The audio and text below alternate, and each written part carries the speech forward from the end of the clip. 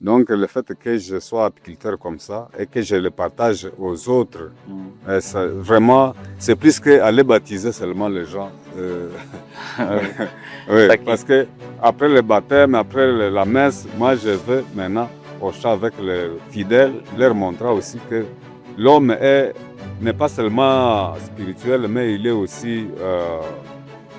donc c'est que nous disons ora et labora. Plaidoyer direct au ministère de l'Éducation, oui, voire même au niveau de l'ESU, pour casser que on est encore à amplifier l'apiculture, qu'on intègre les cours, même dans bien d'autres domaines.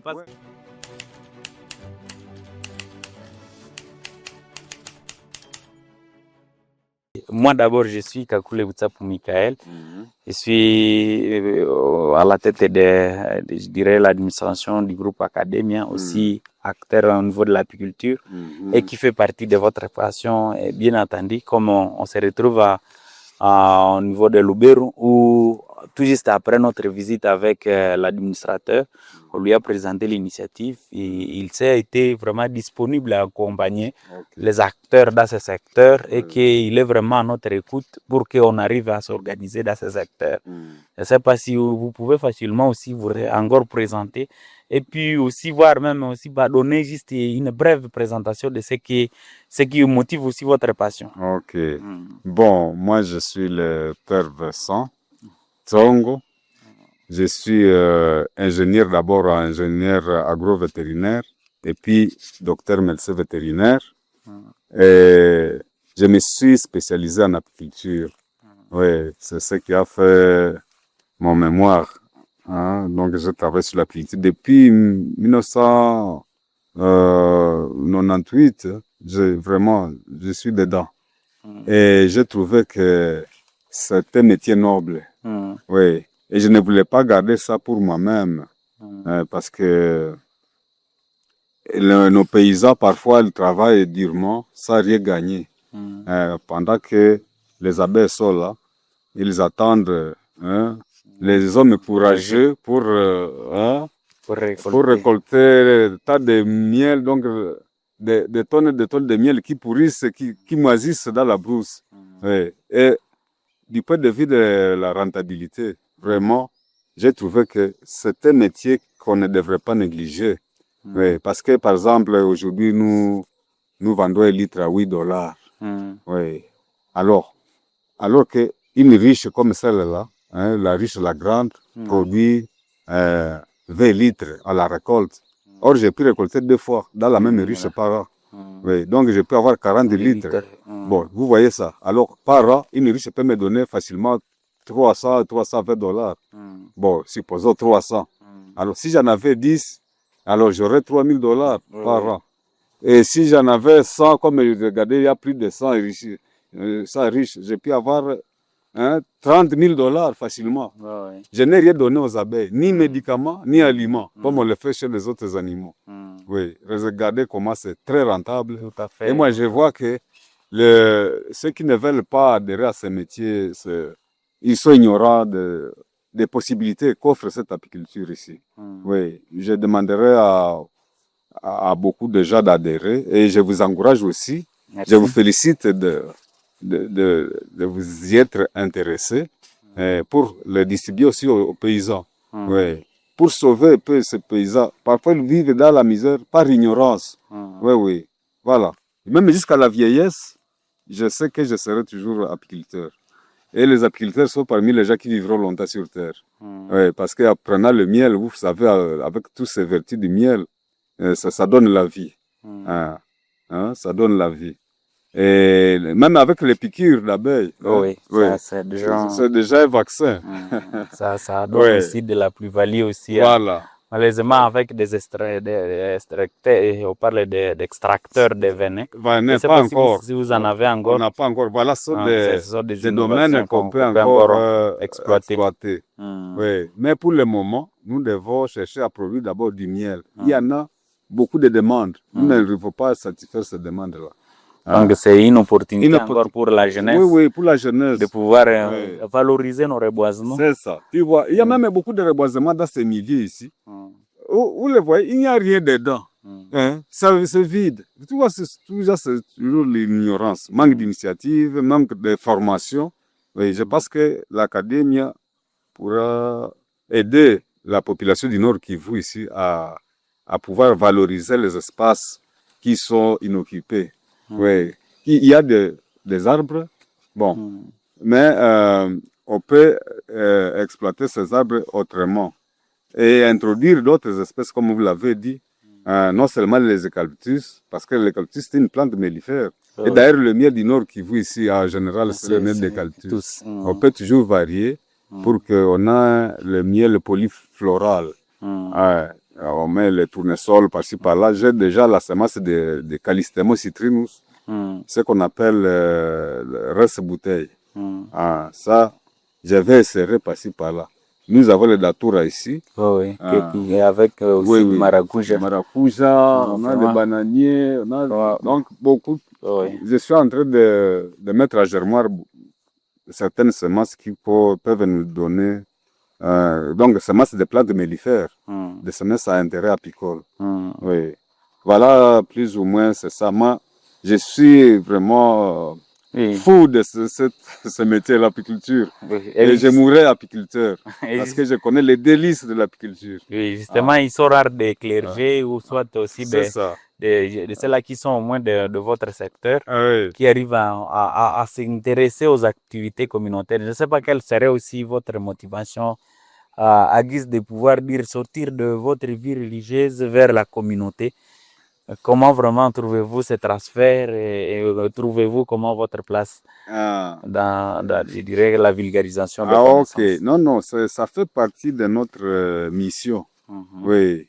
Donc, le fait que je sois apiculteur comme ça et que je le partage aux autres, vraiment, c'est plus qu'aller baptiser seulement les gens. Oui, parce que après le baptême, après la messe, moi, je veux maintenant au champ avec les fidèles, leur montrant aussi que l'homme n'est pas seulement spirituel, mais il est aussi...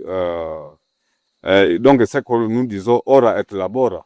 La prière et le travail doivent marcher ensemble. Oui. Et là, on rejoint carrément aussi l'ouvrage de Laudatus du pape Francis qui a évité les communautés à protéger l'environnement, bien entendu, comme ça arrive aussi à joindre la même vision. N'est-ce pas? Là, déjà, c'est la mission de la communauté tout entière. Oui, vraiment, c'est notre mission. Oui.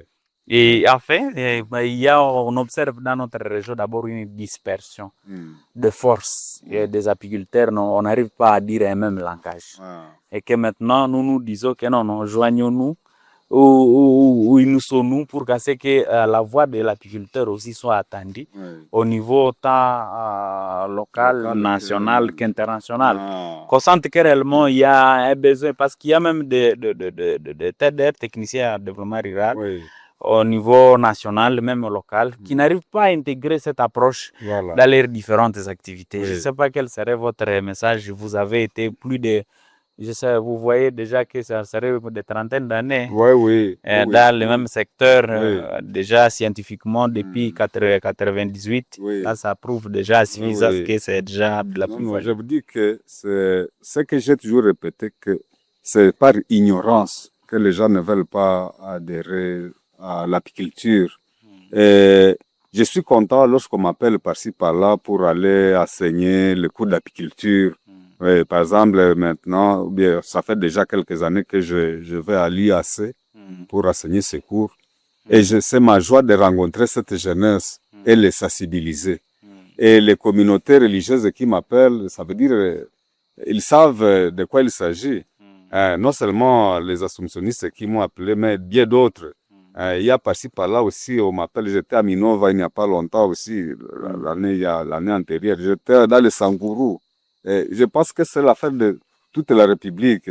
Et ça nous doit nous emballer tous pour d'abord la conservation de la biodiversité, mais aussi la production en abondance du miel et les sous-produits de la riche. De la riche qui nous donne aussi qui soutient notre finance. Je pense que ça doit être l'affaire du gouvernement.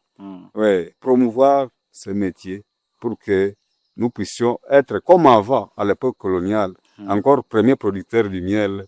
Sur le plan international. National. Et c'était international. Oui, Là, ça c'est sur le plan oui, international. depuis 1948, le Congo était premier producteur du miel et de la cire. Ouais. On envoyait par-ci par-là à Grande-Bretagne, en Afrique du Sud, ainsi de suite.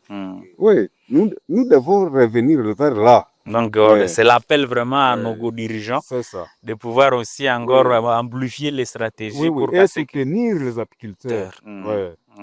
Comme a été aussi le vœu de l'administrateur de voir qu'il peut facilement. Alors, votre message aux apiculteurs qui arrivent à évoluer seuls. Parce qu'ils sont que ceux-là s'allient à nous, qu'ils viennent d'abord se laisser former et ils vont découvrir cette délice-là. Qu'ils viennent nombreux. C'est ici que se trouve l'argent d'ailleurs. On va à l'oriental, parfois on revient nul. Avec donc, des maladies. Des maladies, même colis dans le cercueil. Voilà, alors que l'argent se trouve chez nous ici. Ça demande d'être déterminé et courageux pour bénéficier de l'apiculture. L'apiculture, moi je trouve, d'ailleurs ça me soutient beaucoup dans la ferme ici. Quand j'ai récolté, je mets à la banque et chaque mois, je peux encore aller à la banque pour payer mes ouvriers, pour payer une vache, pour soutenir la ferme, pour nettoyer la prairie. Donc c'est grâce à l'apiculture. Oui, ça. Donc on évite bien d'autres communautés, avec nos congrégations bien entendu, voilà. Même des groupes. Pourquoi pas d'autres organisations de pouvoir aussi se lancer dans le même secteur. Je sais qu'il y a certaines congrégations qui comprennent déjà. Parce qu'il y a le PSP, par exemple, le Petites Sœurs de la Présentation. Moi, déjà envoyé des sœurs ici pour être formées. Elles font des prouesses là-bas. Et ça m'a joie. Quand je les vois, une femme en train de récolter, d'installer une ruche. C'est voilà l'émancipation. C'est une bonne émancipation alors. Moi, personnellement, j'en ai visité les amis pour Bouniouka. Voilà. Celle-là a été formée chez nous. On a essayé. Quoique, il y a des efforts qui sont au moins un peu anéantis à ces jours. Mais ils doivent aussi encore être évités à pouvoir doubler pour que nous ayons encore plus. Voilà, ce sont les responsables de leur communauté qui doivent encourager encore celles qui s'y intéressent. Et former d'autres pour que les projets ne tombent pas caduques. Et votre motivation de vous joindre aux initiatives du groupe Academia, qu'est-ce qui motive vraiment vous êtes déjà au moins assez vaste et puis vous retrouvez que réellement ça fait partie de la structure. J'entre dedans pour vouloir encourager cette initiative. Et je sais que vous êtes en contact avec beaucoup de gens, surtout la jeunesse, qu'à partir de vous, à travers vous, j'ai pu rencontrer aussi cette même jeunesse. Et qu'ensemble, nous pouvons être nombreux et aller vulgariser cette apiculture pour le bien-être de nos populations. Merci beaucoup. C'est qu'on entend aussi bien d'autres jeunes apiculteurs et bien d'autres apiculteurs qui sont isolés pour ceux qui arrivent aussi à se joindre à cette dynamique pour que tous ensemble on arrive au moins à donner plus de la valeur en ce secteur. C'est en échangeant qu'on peut évoluer. Et justement, vous êtes venu visiter, vous avez vu qu'avant j'installais sur les fourches, maintenant j'ai changé. Avec des briques. Sur les briques, comme ça devient solide et définitif. Et plus durable. Et là, je ne perdrai plus mes colonies. Parce que lorsque c'est sur les fourches, parfois les fourches ne sont pas tellement solides. Quand ça tombe, c'est fini. Les colonies partent et puis je régresse encore. Cette fois-ci, je sais que si j'ai 10 colonies, 50, 100, ce sont les colonies qui restent définitivement et que je dois maintenant entretenir. Qu'ils viennent nombreux et se laisser former aussi. Parce qu'il y a quand même des normes qu'on doit respecter tous ensemble et non pas les faire individuellement et d'une manière archaïque et destructeur même. Parfois de la nature ou conflictuelle, de conflit avec la population. Vous ne savez pas comment installer, où installer.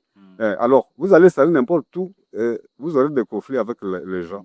Jusqu'à ce que les gens aussi risqueraient de bafouer ce métier. Du non à tout ça. Donc, ce sont des abeilles qui piquent les gens Écoutez, ça mange ça bouffe nos chèvres, tout ça. Alors, et à cause de ça, ils se découragent. Oui. Donc, c'est mieux de venir vers nous, qu'ils se laissent former pour qu'ils sachent comment on installe très bien, comment on peut entretenir les richesses et comment on peut bénéficier des produits de la ruche. Ouais. Et justement, pour cette année 2026, la journée mondiale des abeilles approche, avec un seul thème, agir pour la protection de la biodiversité.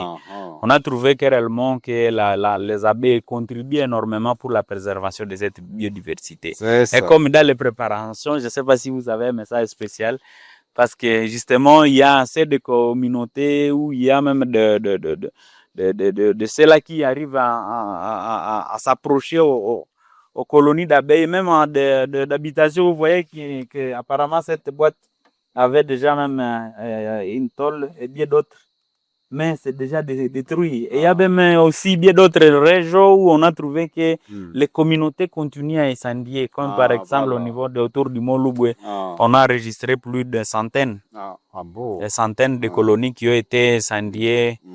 Et ça a vraiment amené les communautés. Je ne sais pas quel peut être votre message. En tout cas, je leur demanderai de venir vers nous, surtout venir vers nous. Nous allons leur expliquer les biens fondés de l'apiculture. Et dans les livres là que j'ai écrits, j'ai repris la phrase de Karl Spert. J'ai dit, si l'abeille venait de disparaître de la Terre, l'homme n'a plus que 4 ans à vivre sur Terre. Ouais, vous voyez ça. C'est Albert Einstein. Voilà. Alors, l'apiculture nous aidera toujours pour la biodiversité, la conservation de la biodiversité. Parce qu'avec la pollinisation, vous allez voir un champ qui a été visité par les abeilles va produire énormément. Le maïs, le champ de maïs par exemple. Là, les champs qui nous entourent ici, ils produisent très bien. Surtout cette année, nous avons produit beaucoup de maïs. Et quand vous ouvrez, vous voyez que non, ça c'était grâce aux abeilles qui ont visité ces champs ici. Oui. Plus que les autres années, nous avons vraiment récolté les champs qui étaient tout autour de nous ici. Alors que les gens viennent apprendre, et on va leur parler à l'eau à large les biens fondés de l'apiculture. Qu'ils viennent vers vous d'abord, ou bien massivement qu'ils viennent adhérer à l'académie, et à partir de vous, nous allons les rencontrer. Ensemble, nous allons évoluer. Mais nous avons cette tâche de conserver la nature à travers des métiers comme l'apiculture notamment. Oui. Justement, la population bibolaise, je crois qu'elle est généralement commerçante et que justement ce secteur semble être un peu ignoré. Mais au vu de votre parcours, vous avez formé assez d'apiculteurs. Et que nous ne voulons plus, au moins je dirais que tout et chacun puisse agir seul, mais plutôt joindre nos efforts. Je ne sais pas quel peut être votre message à tous ceux-là qui sont passés par vous pour penser que c'est le moment de nous d'avoir un même langage, de nous unir ensemble pour que nous puissions au moins protéger encore plus que jamais ce secteur. Bon, il faut qu'ils viennent se recycler. Qu'ils viennent se recycler et ils découvriront davantage les biens fondés de l'apiculture. Peut-être à ce moment-là, je ne leur avais pas donné tout. C'était des avant-goûts. Des avant-goûts. Maintenant, ils vont découvrir les délices, la profondeur même de l'apiculture. Et je vais leur donner d'autres choses que j'avais omises. Par exemple, les marchés, les circuits de commercialisation. Ça, encore là, ils ne connaissent pas ça. Et par exemple, je suis seul. J'ai beaucoup de demandes. Mais je ne sais pas satisfaire ces demandes. Si on était ensemble unis, on pouvait dire, bon, allez, tel, pas tout ça, allez, amener le tout ensemble. Allez. On pouvait même envoyer ça en Europe, par exemple, et ailleurs. Je ne sais pas satisfaire ces demandes. Et il y a des apiculteurs qui m'agissent avec leur miel là-bas. Ils disent, moi, je ne sais pas où vendre ça. Mais c'est parce que tu restes seul là, ton coin là-bas. Et où peut-être ton miel n'est pas... ne répond pas aux normes. Il y a des apiculteurs qui sont passés par moi, peut-être qui n'ont pas bien maîtrisé et qui abîment la production. Et à partir de cela, ils n'ont pas de marché. ils restent seuls dans leur coin. Bon, ils ne vont pas bénéficier énormément de l'apiculture. Qu'ils viennent, qu'on se réunisse, qu'on soit ensemble, qu'on réfléchisse ensemble, comment continuer à produire et produire énormément. Ouais. Non, vraiment, c'est un contact d'inspiration. On sent que vraiment, c'est vraiment un moment plus que jamais. Ah oui. Parce qu'ils sont nombreux qui parlent de Père Vessa et Père Vessa sont bien entendus et avec des ouvrages, ils trouvent les vols, les abeilles et bien d'autres ont des avant-goûts. Ou même jusqu'à, je me rappelle de ces sommets africains sur la biodiversité tenus en Gaborone. Et on a émis le vœu de voir même que le programme pour la préservation de la biodiversité soit intégré dans les systèmes éducatifs de chaque pays membre de l'Union africaine. Voilà. Et que vous êtes déjà dans l'enseignement. Oui. Et voilà que nous voudrions rapprocher ces mêmes secteurs aux jeunes gens étudiants, aux jeunes élèves, même voire écolières, pour que lorsqu'ils ont déjà des notions préliminaires, ils ne seront pas les premiers à pouvoir attiser le feu pour dire que non, nous incendions les abeilles, mais ils sauront déjà l'importance. Et que vous êtes déjà aussi sur terrain. Je ne sais pas comment vous appréciez les démarches comme ce que l'Union africaine peut mettre en place pour que les initiatives pour la préservation de la biodiversité soient intégrées dans des systèmes éducatifs et qu'il y ait même des stratégies nationales qui pourront au moins préserver cette biodiversité. Oui. Bon, dans l'enseignement, nous avons déjà ces cours. Malheureusement, c'était cours au niveau supérieur. Donc, ce que vous dites, ça devrait commencer déjà dès le bas âge. Peut-être on va plaidoyer pour qu'on insère aussi ces programmes dans le bas âge. Oui. Et à l'université ici, chez nous, à l'ISCM, Université Sainte-Croix de Moulo, nous, vraiment, c'était cours d'importance capitale. C'était cours qui était prévu au deuxième cycle, mais moi je l'ai ramené au premier cycle pour que c'est une expérience. Un étudiant qui a commencé dès le G1 ou bien L1, s'il installe déjà 2-3 riches, ça suffit pour se payer les frais académiques. Oui. Il y en a eu, nous avons eu des étudiants pareils ici. Ils ont fini grâce à l'apiculture. Tout à fait. Oui. Donc chaque année, ils sont en train de récolter, ils amènent la production à l'université. Ils les vendent ou bien ils amènent l'argent. Donc, vraiment. Plaidoyer direct au ministère de l'Éducation, voire même au niveau de l'ESU, pour casser que on est encore à amplifier l'apiculture, qu'on intègre les cours, même dans bien d'autres domaines, parce qu'on a trouvé que la préservation de la biodiversité doit être transversale. Voilà. Parce qu'aussitôt qu'on donne ça tout simplement, c'est là qui ont trait à la protection de la nature.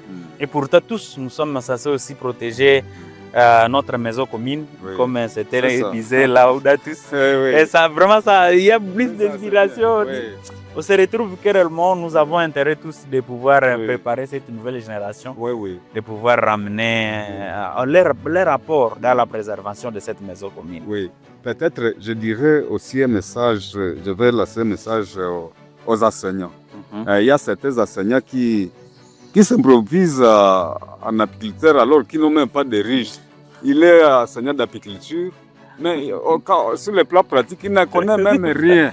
Je dis, mais alors, quand même, qu'ils viennent apprendre ou qu'ils rendent leur théorie, qu'ils marient leur théorie à la pratique, qu'ils soient pratiques pour que, quand même, à la fin de l'université, que les étudiants soient aussi à même de produire du miel comme ils peuvent produire, surtout en médecine vétérinaire par exemple ou en agronomie, qu'ils soient en mesure de produire le miel comme ils peuvent produire dans d'autres élevages.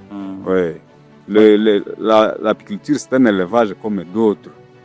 Que ces enseignants ne prennent pas ces cours comme un cours purement théorique, mais ça doit être un cours pratique.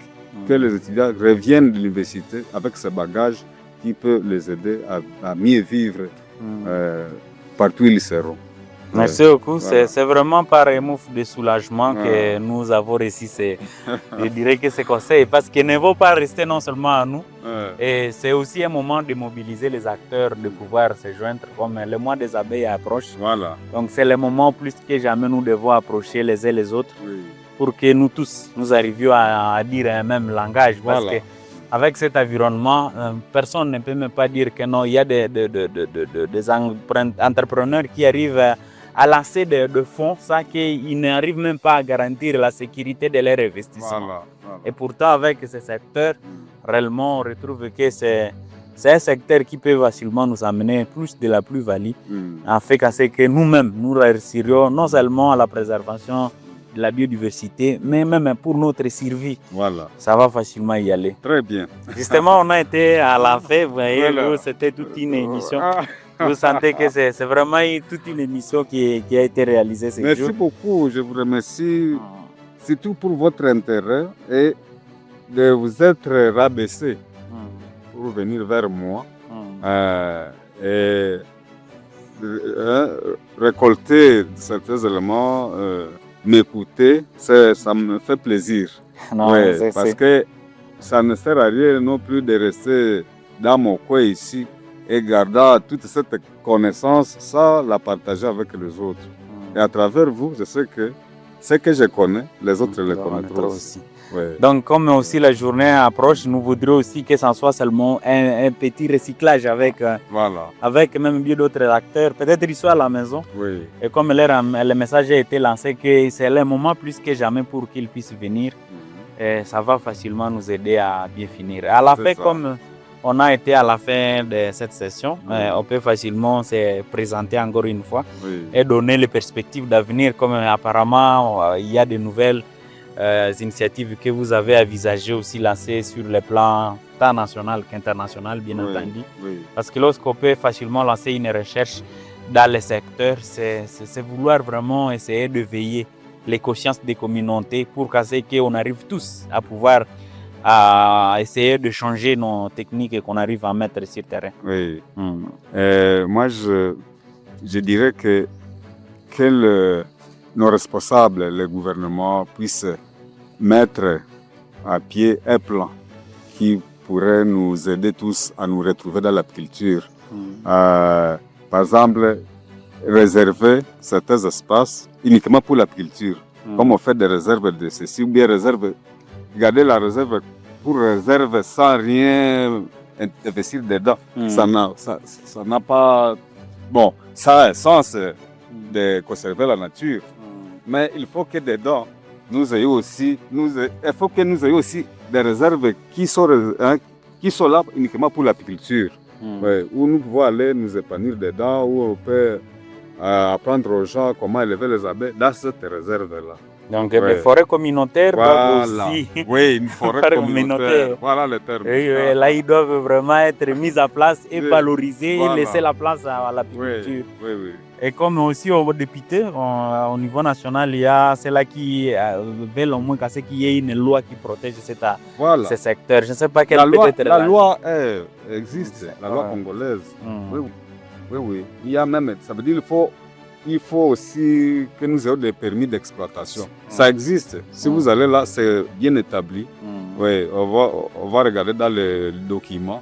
On sait pour combien de riches on peut vous donner les permis d'exploitation. Et je dirais que c'est mieux que, comme apiculteurs, nous ayons tous ces permis d'exploitation-là. Oui, parce que c'est l'État qui nous protège. Oui. Et aussitôt qu'on est accompagné et protégé, alors ça ira de soi. Donc on doit au moins éviter les membres du gouvernement que les apiculteurs peuvent aussi contribuer à l'économie du pays. C'est ça. S'ils sont bien encadrés. Oui. Ça contribue énormément à l'économie du pays. Je vous dis qu'à l'époque coloniale, ça faisait de l'argent. Pourtant, c'était une activité un peu accessoire, mais plus tard, ils ont constaté que c'était une source énorme de revenus. Oui. Et comme ils sont venus avec une mission, bon, à la fin, quand ils sont repartis avec leurs riches. Nous laissons sur l'obscurité. Bon, parce que, à mon avis, en fait, certains de les colons disent qu'ils étaient chassés. Ouais, nous les avons chassés Oui. pendant qu'ils étaient encore appelés chantiers. Mm. Ouais, donc c'est de notre faute. Ouais, donc nous ne devons pas délaisser ce qu'ils ont laissé là. Ah. Donc il n'est pas encore tard de Il n'est pouvoir pas se encore tard. relancer, Voilà, on peut se relever Ouais, dans les mêmes secteurs. ouais.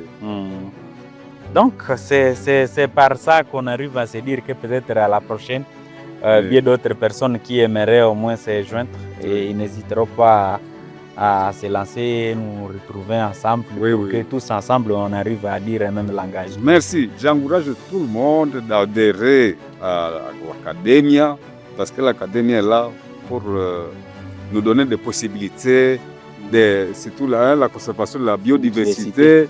Vraiment, c'est ça ce qui m'a attiré vers vous. Merci. J'ai dit, mais ces gens me rejoignent finalement. Oh, Et avec cette activité de la culture, Oui. c'est ça ce qui... On retrouve Oui, on se retrouve, on peut parler le même le langage aussi. Oui. Donc, Vers un même objectif. Oui. Formation de la jeunesse, formation de tout le monde vers cette conservation de la biodiversité. Oui. merci beaucoup. Oui. J'étais Kakule Boutsapu Michael. Et Voilà. comme Moi, aussi- c'est le père docteur Vincent Tsongo. Oui. Croisier. Merci beaucoup. Oui. Voilà. C'est qu'on se retrouve encore à la prochaine occasion avec bien d'autres innovations, toujours avec le même message, agissons pour la protection de notre biodiversité. Tout à fait. Merci beaucoup. Merci.